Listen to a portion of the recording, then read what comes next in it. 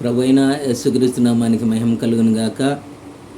యేసుక్రీస్తు నామములో శుభములు దీవెనలు దేవుడు మీకు మీ కుటుంబాలకి అనుగ్రహించును గాక. ఉదయకాల వాక్య ధ్యానము కొరకే పరిశుద్ధ గ్రంథం బైబిల్ దేవుని యొక్క వాక్య భాగము సామెతల గ్రంథము 22వ అధ్యాయము రాయబడుతున్న మాటలను మనం గమనిద్దాము. 6వ వచనములో, బాలుడు నడవలసిన త్రోవను వానికి నేర్పుము, వాడు పెద్దవాడైనప్పుడు దాని నుండి తొలగిపోడు.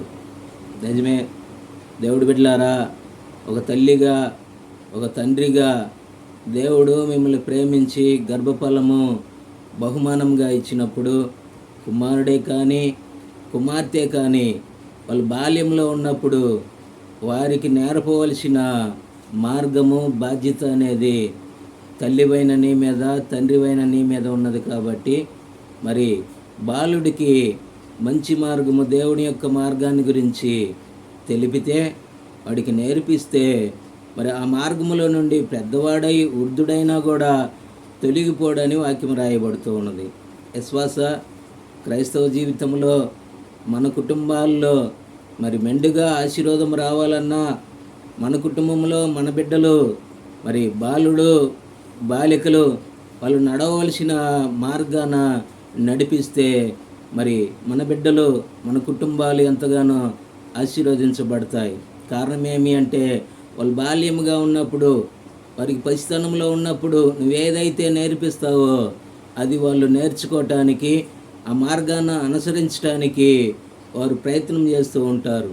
నువ్వు నిజమైన క్రైస్తవుడివి క్రైస్తవురాలివైతే, ఒక బాధ్యత కలిగిన తండ్రిగా ఒక తల్లిగా నువ్వు ఉంటే, ఒక ప్రార్థనా కుటుంబముగా మీ కుటుంబంలో ప్రార్థన బలిపెట్టముగా మరి దేవుణ్ణి ఎల్లవేళ మీరు గణపరుస్తూ దేవుడికి ప్రార్థన చేస్తూ ఉన్నప్పుడు మీ కుటుంబం ఎంతగానో వరిదిల్లుతూ ఉన్నది.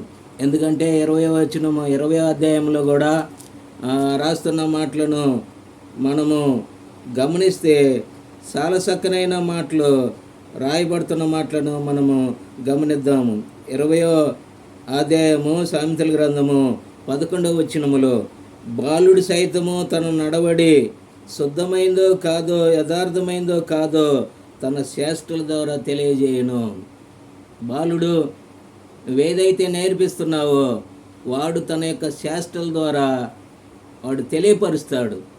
నువ్వు దేవుడు మంచి తల్లిగా మంచి తండ్రిగా నువ్వు ఉంటే, నువ్వు దేవుని యొక్క వాక్యము గినక ఆ బిడ్డకు నేర్పిస్తే, వాడు శాస్త్రాల ద్వారా కూడా నువ్వు ప్రార్థన చేస్తున్నావు, వాడు ప్రార్థన చేస్తాడు. నువ్వు దేవుణ్ణి స్తుతిస్తున్నావు, పాటలు పాడుతున్నావు, వాడు కూడా దేవుణ్ణి స్తుతించి పాటలు పాడతాడు. కనుక మిమ్మల్ని ప్రేమించి ఇచ్చిన గర్భఫలము కుమారుడు కుమార్తెని మంచి మార్గంలో నడిపించండి, దేవుడి మార్గంలో నడిపించండి. వాళ్ళు పెద్ద అయినప్పుడు భక్తిపరులుగా, వాళ్ళు ప్రార్థనాపరులుగా మరి మన దేశానికి మన రాష్ట్రానికి వాళ్ళు దేవుని సేవ కోసము ఎంతగానో ఉపయోగపడే బిడ్డలుగా వాళ్ళ భవిష్యత్తు కాలంలో వాళ్ళు తీర్చబడతారు. నీ బిడ్డల్ని తండ్రిగా తల్లిగా నీవు వారి భవిష్యత్తు నీ చేతిలో ఉన్నది కాబట్టి వారికి మంచి మార్గము దేవుని యొక్క మార్గము వాక్యాన్ని గురించి వాళ్ళకి నేర్పిస్తే, ప్రార్థన వాక్య ధ్యానము మరి పాటలు పాడటం వాళ్ళకి నేర్పిస్తే, వాళ్ళు గొప్పగా రేపు పెద్దవాళ్ళు అయినప్పుడు ఫలానా మా తండ్రి మా తల్లి చేసిన యొక్క ప్రార్థన ఫలితము ఆ భక్తి ద్వారానే ఈనాడు మేము ఇలాగా ఉన్నామని మిమ్మల్ని ఎప్పుడు కూడా వాళ్ళ జీవితంలో మర్చిపోకుండా కొనియాడతారు. కనుక అలాగ ప్రయత్నం చేసి దేవుళ్ళ ముందుకు నడుద్దాం. దేవుడి వాక్యాన్ని దీవించుగాక. ప్రార్థన చేసుకుందాం. గనుడైన తండ్రి, చదవబడిన వాక్యము చెప్పబడిన వాక్యము నీ బిడ్డలైంద్ర ఎన్నారు కాబట్టి వారిని వారి కుటుంబాలు 30 60 100 దీవించమని యేసుప్రభు నామములో ప్రార్థించి అడిగి వేడుకొనుచున్నాం. ఆమేన్. మంచిది దేవుడి బిడ్డలారా, మరి ప్రభువైన యేసుక్రీస్తు నామములో మీకు అందరికీ వందనాలు. ఈ యొక్క వీడియోని లైక్ చేయండి, మరి షేర్ చేయండి, మరి సబ్స్క్రైబ్ కూడా చేస్తే మరి మీ కుటుంబాలకు ఆశీర్వాదకరంగా దీవెనకరంగా మార్చబడుతున్నది. God bless you. దేవుడు దీవించును గాక. ఆమేన్.